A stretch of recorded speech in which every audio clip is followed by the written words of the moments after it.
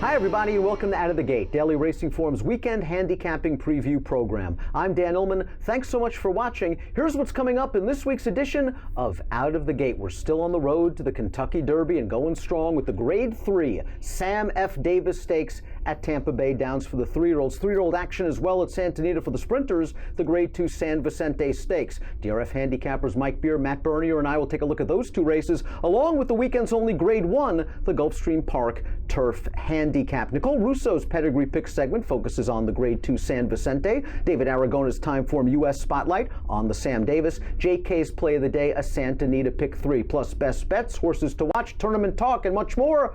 So let's break Out of the Gate. We begin Out of the Gate with our Horse Watch segment. Mike Beer, Naira analyst, you found something at Oaklawn. I did find something in Oaklawn.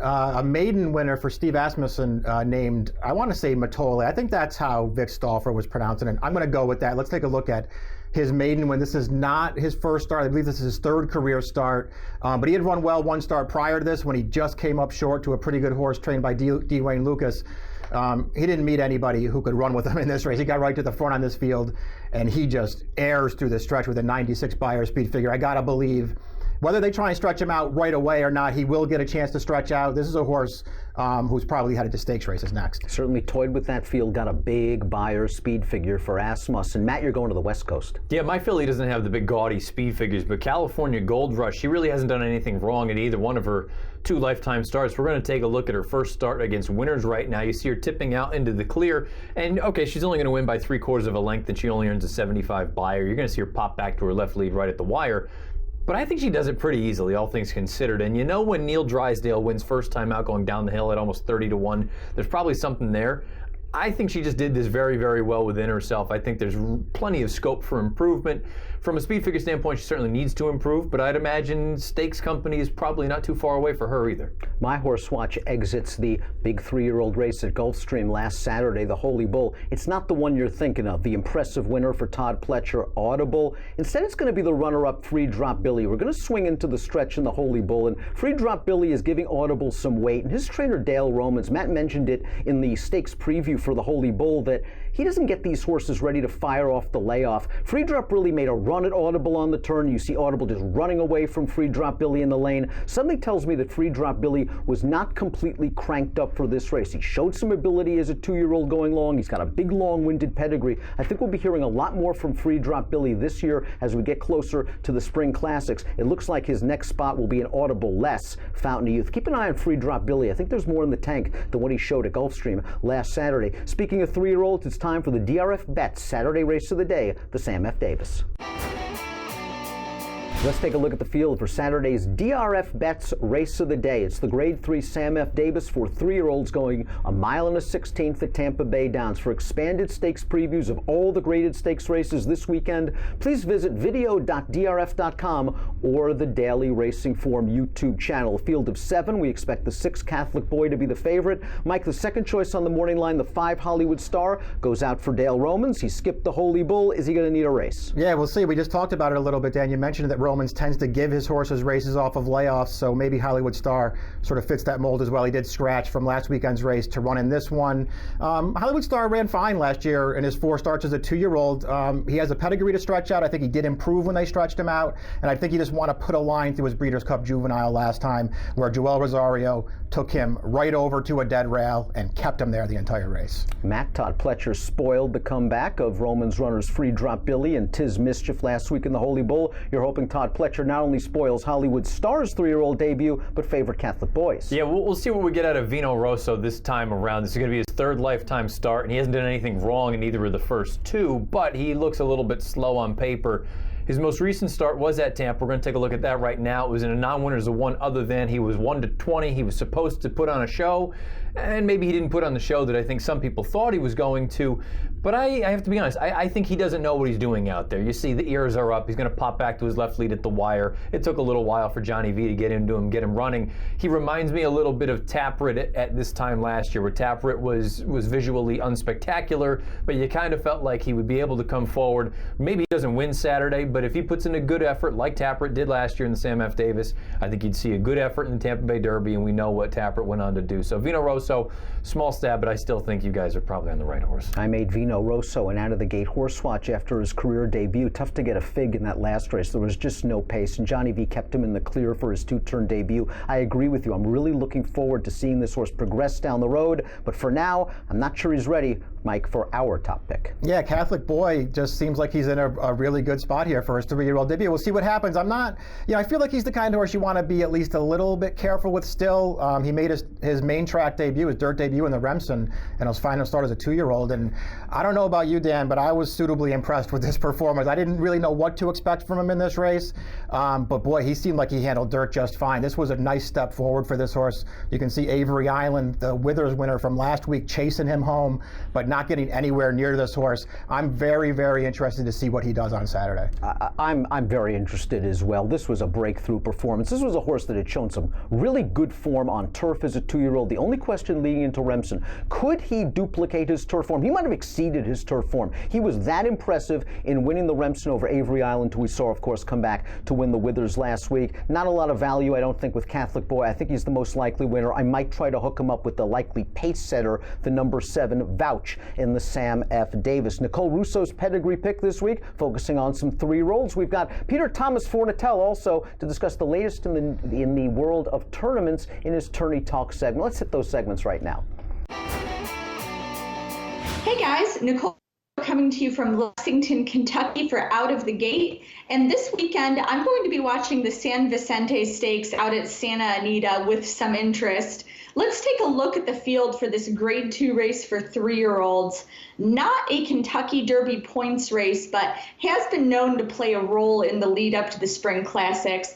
It's kind of at the middling distance of 7 furlongs. Maybe you're trying to figure out if your horse belongs in sprints or if he'll be a factor as the Derby preps get longer later this spring.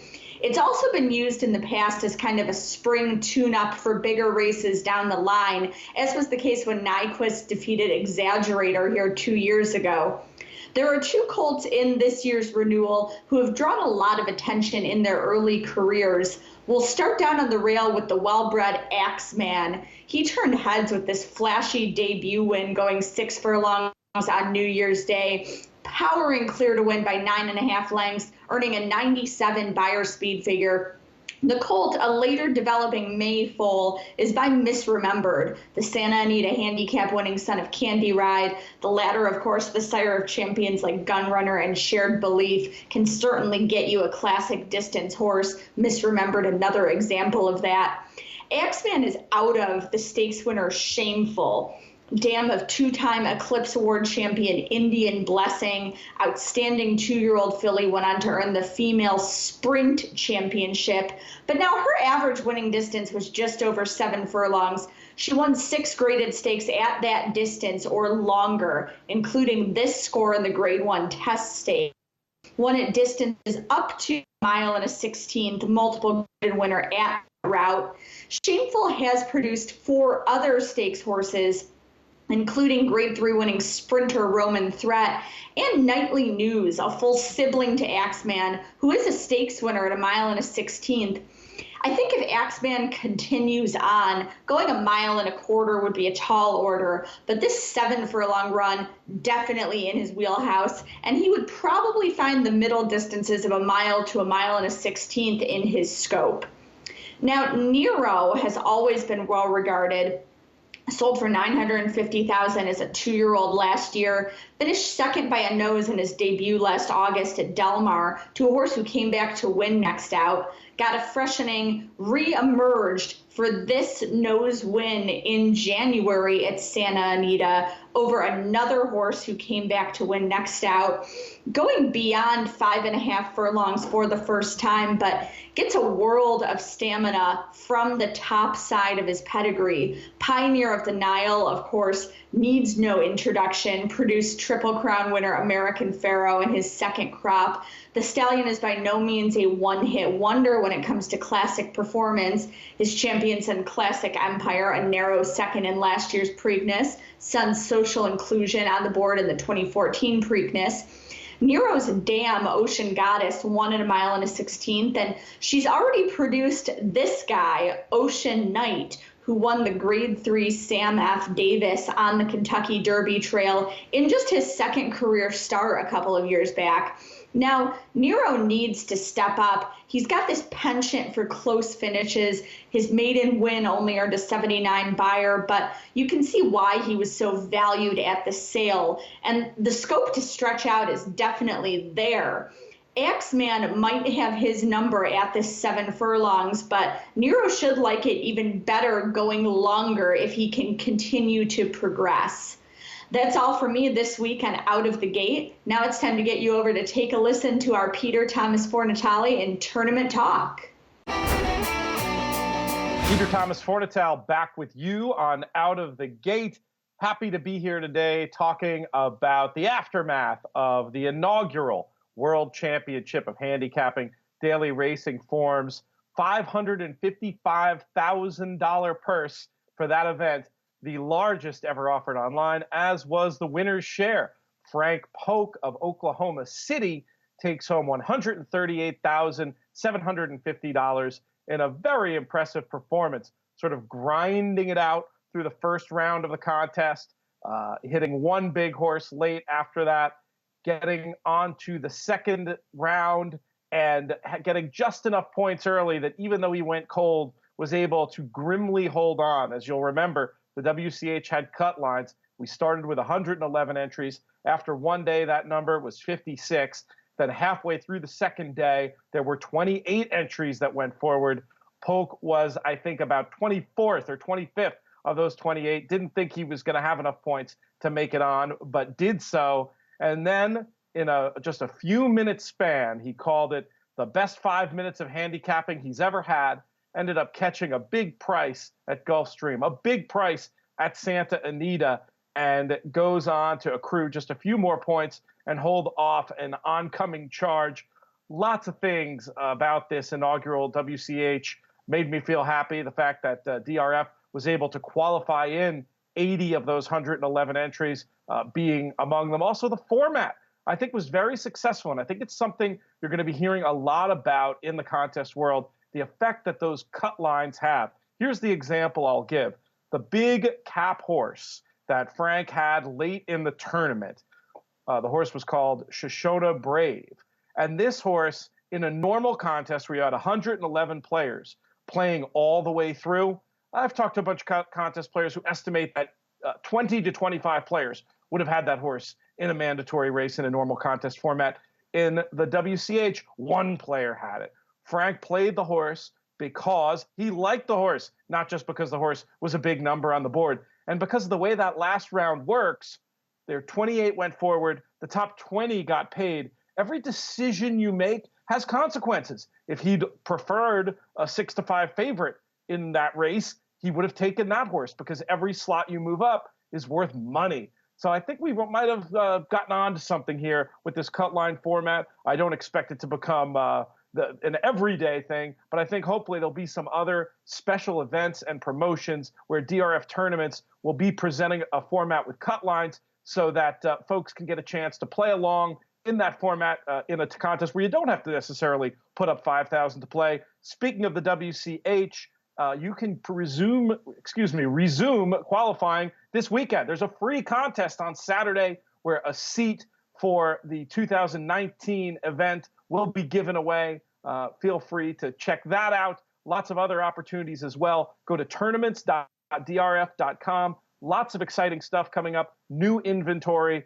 You definitely want to get involved at DRF tournaments if you're not already. Tournaments.drf.com. And you can follow everything going on in the tournament scene via my work for the DRF.com website. You can find me probably most easily on the tournament site. There's a drop down for tournament news, and stuff of mine will be periodically appearing on the homepage as well. You can also follow me over at the DRF Players Podcast. All right, that's all I have this week. Stay tuned for more Out of the Gate.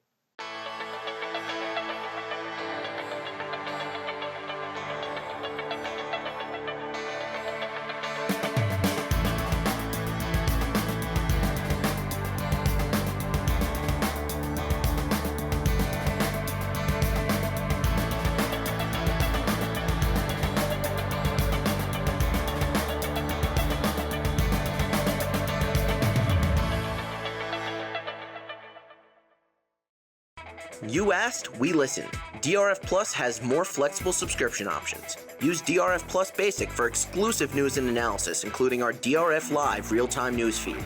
Or go deeper with DRF Pro and unlock buyers, closer looks, picks, and reports, including the DRF Daily Game Plan. DRF TV viewers get 50% off the plan of your choice. Use code DRFTV50 at checkout. Learn more about the DRF Plus subscription plans at drf.com/plus.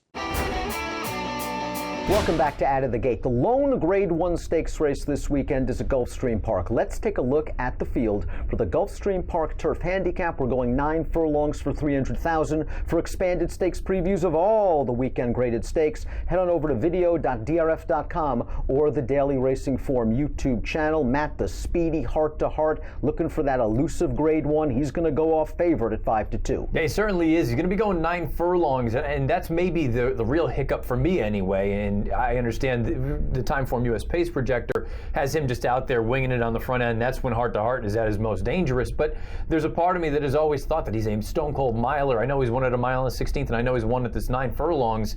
Look, if it plays out the way that the Pace Projector suggests, he's probably going to be tough. But at the same time, at a short number, I don't know where he is on form. At this distance, I'll play against him. His overall body of work makes him the horse to beat. His speed makes him dangerous. We're going to try to beat him with better priced alternatives. Mike, where are you going? Yeah, I'm going to try and beat him with the horse on the outside, Channel Maker, newly turned 4-year-old for a Belmont. I like the way that this horse just sort of improved throughout his 3-year-old season. I thought he ended it really well out in Southern California, wide trip in the Twilight Derby, and then in this race, the Grade 1 Hollywood Derby. He's sort of back off the pace. You can see him in the pink silks there towards the inside. He will work a clean run through the stretch, but he does have to go down to the rail late. No match for Motown, who's finishing out in the clear, but I like the way he punched on at the end here. He just gets up for second in a 3-way photo. I'll be honest, I didn't really love anyone in this race. I think he's going to be a fair price in here. I'll hope he takes a step forward. I know Matt agrees with me. Matt, be more convincing than I was on this horse. Well, I don't know how much more convincing I'm going to be, but I kind of agree with everything that you said. I feel like he just continued to take steps forward last year as a 3-year-old. I like the idea of moving from 3 to 4. Now he should just take that natural sort of forward step for the maturation process. I don't know. I'm starting to wonder maybe a little bit more distance is going to be more suitable for him instead of the 9. I always thought that 9 furlongs would be his bread and butter. I'm starting to wonder if 10 is a little bit better, but at the same time, in a field like this, I'm with you. I don't love anybody else. Heart to Heart, certainly he can win. I just like everything about Channel Maker, and it should be a decent number. I don't want the known quantities in this race. Heart to Heart, Money Multiplier, to a lesser extent, your top pick, Channel Maker. I want sort of the X factor, and I think that High Happy fits the bill for Todd Pletcher. Maybe Todd is just using this race as a springboard to something better down the road. He has not raced in 10 months as High Happy. High Happy has always shown some ability. I believe he won his first 6 starts in his native Argentina. He came over to North America and Southern California for trainer Felipe Souza with a little bit of a buzz. His first race on the turf, long layoff, early move, didn't do him any wonders. Then he ran in this spot, second time North America, and he never saw the rail. He was chasing 3 wide. The pace is slow, 49. It's just tough to make up ground in this situation. He is continuing to try in a really solid race. It's in the Post is in this race. He finished second in this spot, did It's in the Post. He came back to win 2 graded stakes, and now he is the boss of the Southern California turf horses. High Happy has good tactical speed. After this race, they ran him on dirt. He was far from embarrassed in the big cap going 1.25 miles, and I thought he ran a really big race going 1.5 miles. I think he's equally as good on turf, and perhaps most importantly, along with the switch to Todd Pletcher, this will be his first turf start with Lasix. He's lightly raced enough. I don't think we've seen High Happy's best. He'll be my pick to upset Heart to Heart in the Gulfstream Park Turf Handicap. From turf to dirt, from older horses to 3-year-olds, let's move to Southern California for the San Vicente.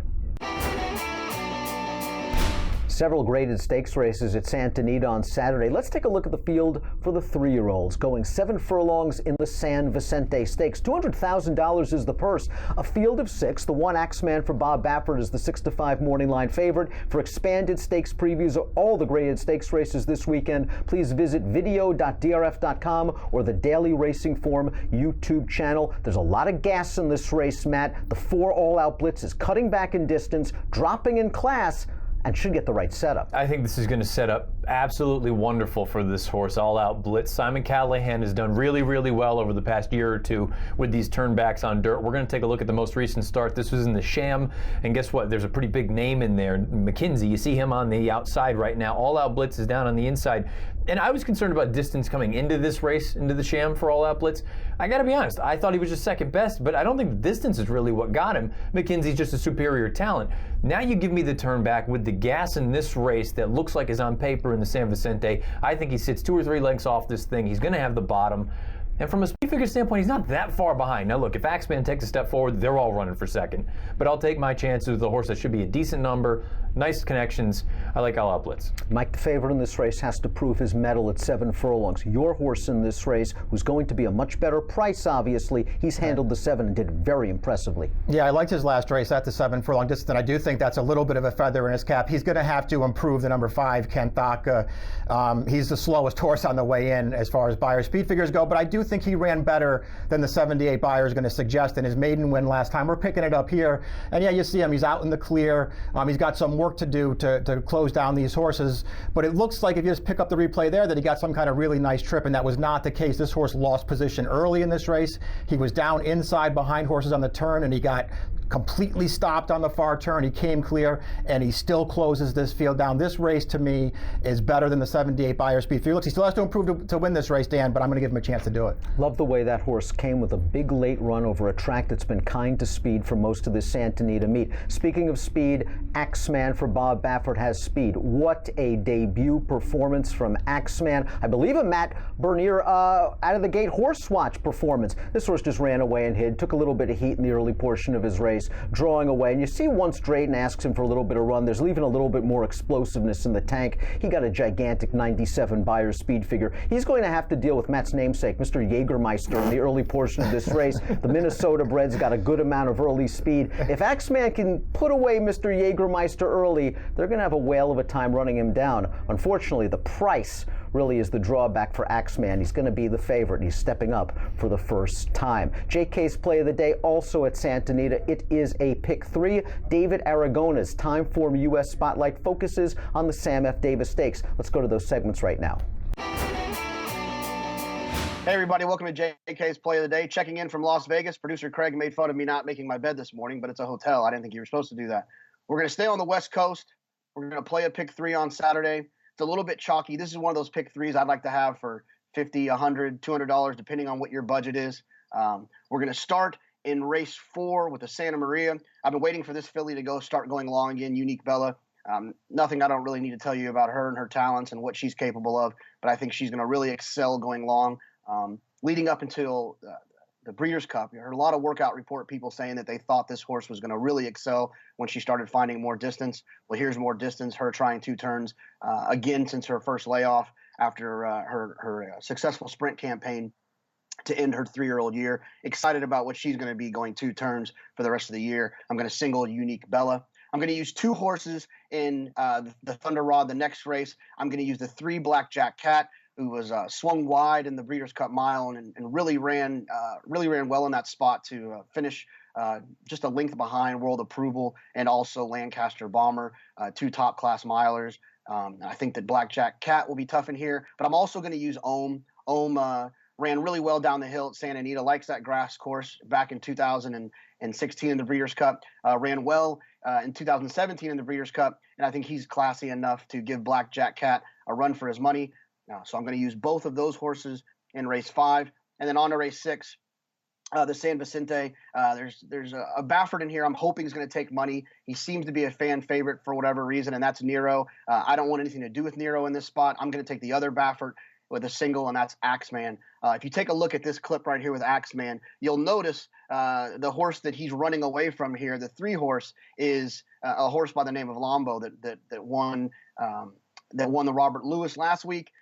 So obviously this race is coming back strong, and look at him just kick away. I would expect him to be extremely dangerous moving forward. Not sure what his what it's going to be with him for as a Kentucky Derby type, but I do think that he could be dangerous, and Baffert can pick off some of those spots, and we could see this horse end up in the gate the first Saturday in May. So I'm going to single here, hoping that some of these other horses take a little bit of money. I would imagine Axeman will be bet, off of the form of his last race with Lombo behind him. I would imagine the workout reports are going to come back strong. Worked with Dabster recently, another nice Baffert horse, and handled him pretty easily. So we'll see what happens with the price. Either way, the pick 3 will add some value with a degree of difficulty of hitting that bet.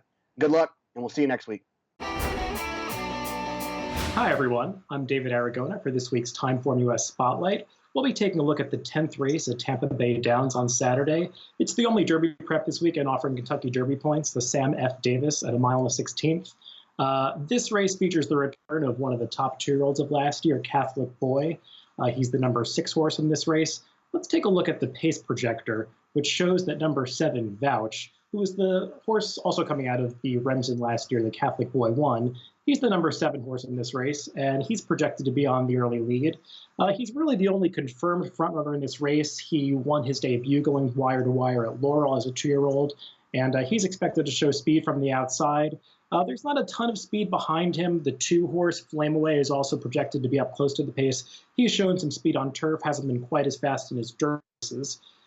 Let's take a look at the favorite, though, in this race, Catholic Boy.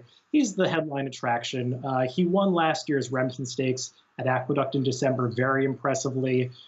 You see the race rating for that race is a 108. That's one of the highest race ratings we'll see out of horses that are coming into this race, indicating that he faced a pretty tough field last time out.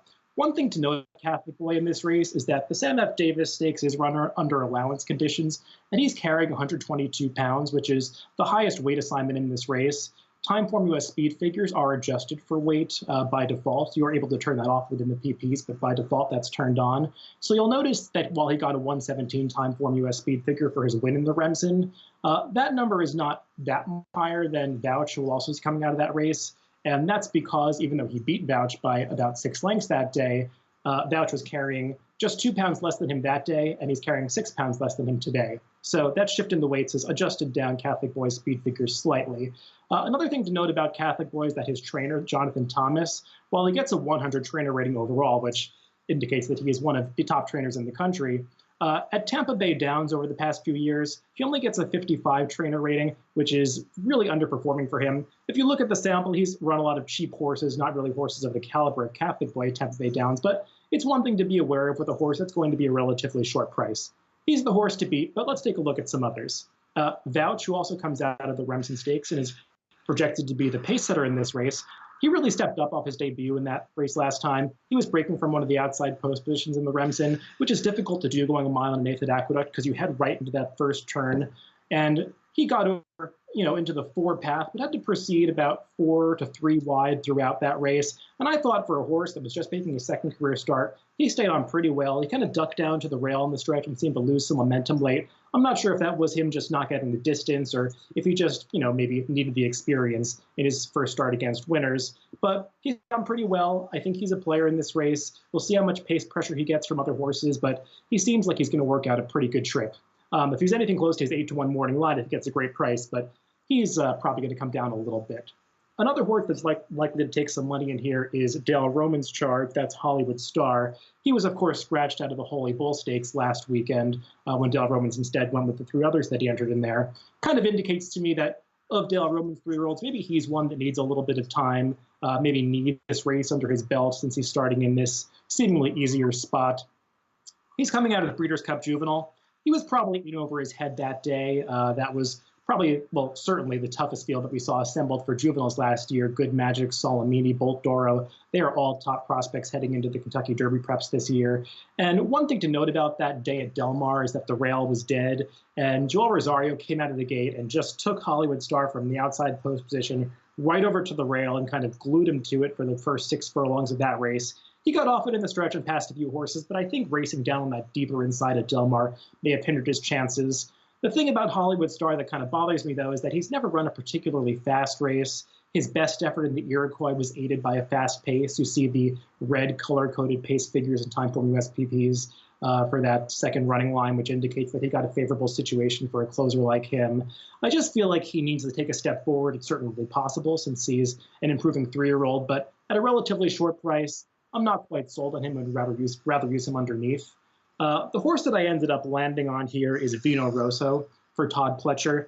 He's pretty lightly raced, and if he runs back the speed figure that he earned last time at Tampa Bay Downs, he's got no chance here. He's going to have to improve off that. But I think there are a couple of reasons to be forgiving of that speed figure. You see the pace figures for that race at Tampa Bay Downs, trending from 62 and 56 all the way up to 89. It was run like a race where it indicated that Vino Rosso was some kind of deep closer, given the increasing pace figures throughout the race, but he was relatively close to the pace throughout, which indicates that the pace was extremely slow that day. And I think that really affected the final speed figure of 85. Typically in dirt routes, when horses go so slow early, it's difficult to achieve a high speed figure. What gives me some hope about Vino Rosso is that he ran such a fast speed figure in his debut at Aqueduct that was going 7 furlongs. It's never easy for these 2-year-olds to win going 7 furlongs in their first starts. He earned a 110 speed figure that day. I thought he was kind of green. I liked the way he did it. He was striding out strongly. He's got a pedigree that suggests he's going to run all day. His dam is a half to Commissioner, who just narrowly lost in the Belmont Stakes a few years ago. He's by Curlin. And Todd Pletcher is one of the few trainers that can do this, can just run these horses in an easier spot to give them some experience. We saw him do this with Always Dreaming last year when he ran some slower speed figures against inferior competition and then stepped up and ran a much faster speed figure in his stakes debut.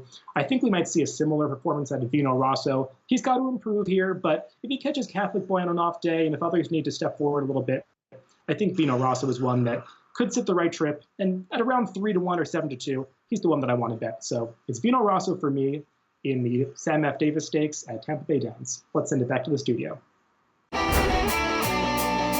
Time for our best bet segment here on Out of the Gate. Mike, what's the best play on Saturday? I'm going to go to Gulfstream Park in the Suwannee River, race number 10, turf route for older fillies and mares. And I'm going to try a Chad Brown horse in here, Dream a While. The 3 favorites in this race, Kitten's Roar, Elise's World, Dream Dancing, they're all fine horses. They're all also, made horses. And I really feel like Dream a While is the upside horse in this race. Her most recent start down there, I thought was a big improvement over her stateside debut. This is the Tropical Park Oak. She's off the pace. She gets clear in the stretch. And I just really like the way she finishes in here. I think this is a filly who has plenty of upside, and I don't think it's going to take a huge jump forward for her to beat this field on Saturday. She's 10-1 on the line. I won't expect that price for a Chad Brown runner, but I'll take half that price to beat the 3 favorites in here. Matt, I believe you have something in South Florida as well. Yeah, race number 7 at Gulfstream Maiden Special. 3-year-olds going a mile and 16th on the main track. I like a horse called Gambit. We're going to take a look at his most recent start for Rusty Arnold. This was going 6 furlongs off of a long layoff. His first start as a 3-year-old. He is way, way out of the picture here. Now, you got to be a little bit kind here and got to kind of think outside the box. The horse is out in the front here. They're going to blow his doors off, but they're really talented horses. The winner of this race was Magnum Moon, who looks like he could be a good one, got a big buyer. Keep an eye, wait for him. He's going to come back into the screen, and you're going to see him gallop out a little bit. The big thing with Gambit is I feel like distance is all the things that he wants. He wants 2 turns, as much distance as possible. I wrote it in the formulator immediately afterward. I think this additional real estate is really going to help his cause. I think ultimately this is what he wants to do. He's 6-1 on the morning line. I'll take Gambit. I'm going to go with race number 9 at Delta Downs on Saturday night. It's the Louisiana-bred Premier Night Championship, and the top 3 finishers from a stakes race at the fairgrounds in December are going to do battle again. The 3rd place finisher from that race is the number 2 Under Pressure. First, let's go back to Under Pressure's race 2 starts back at Delta Downs, where he got a good solid pace. He came with a big wide run, and I really like the way he finished this off. He is now 3 for 5 lifetime at Delta Downs. They tried the fairgrounds with him in that most recent race, and Mobile Bay, the winner of that race, opened up a gigantic lead on the backstretch, and Under Pressure had to be used in order to gain ground on the turn. He just couldn't get to Mobile Bay, who held on to win by a length. This time around, getting back to Delta Downs, Under Pressure is going to benefit from a faster pace scenario. Mobile Bay is not the lone speed in this race. Under Pressure figures to save ground under Corey Lanery. That's what Corey likes to do. And at 3-1, I think Under Pressure can pull off a little bit of an upset at Delta Downs on Saturday night. You can follow Daily Racing Form on social media. For all of the latest DRF TV offerings on Twitter, please follow at DRF Video. And for all the news from America's Turf Authority Daily Racing Form on Twitter, please follow at DRF Inside Post. That's it for this week. Best of luck when your horses break out of the gate.